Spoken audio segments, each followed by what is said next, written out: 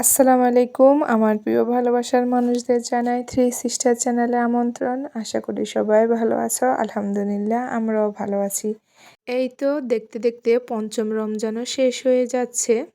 তো এই যে দিনের অন্যান্য কাজগুলো সেরে এখন ঝটপট ইফতারিগুলো বানিয়ে নিচ্ছিলাম। আর একটু তাড়াও ছিল, কারণ ইফতারি সব কিছুই জোগাড় করে যখন এসেছি ভাজার জন্য তখনই কিন্তু আম্মু নানু বাড়ি চলে যায়।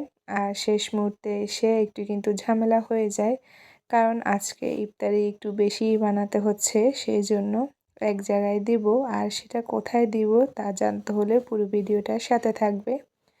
এই তো এক এক করে কিন্তু সবগুলোই ভাজা পোড়া আগে করে নিচ্ছিলাম। পেঁয়াজু, বেগুনি, আলুর চপ এক এক করে সব কিছু ভেজে নিচ্ছিলাম।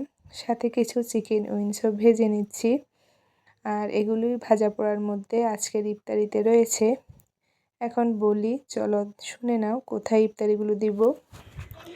এই যে দেখো, আজকে কিন্তু অনেকগুলো ইফতারি বানিয়েছি।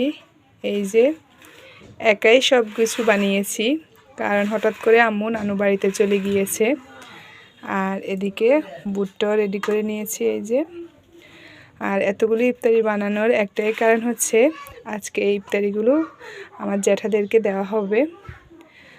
আসলে আমরা তো সবসময় ইফতারিটা ঘরে বানাই, কিন্তু আমার জ্যাঠারা ওনারা সবসময় ইফতারিটা দোকান থেকে কিনে আনে। তাই আজকে ভাবলাম যে ইফতারিটা বানিয়ে জ্যাঠাদেরকে দেওয়া হবে। আর তখনই কিন্তু আম্মু নানু বাড়িতে চলে যায়। যাই হোক, যতটুকু পেরেছি।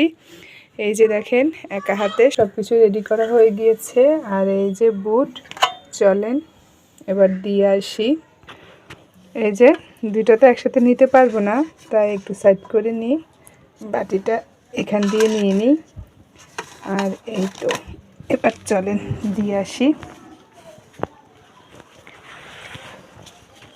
এই তো কিছুক্ষণ পরে ইফতারির সময় হয়ে যাবে, এবার দিয়ে আসি।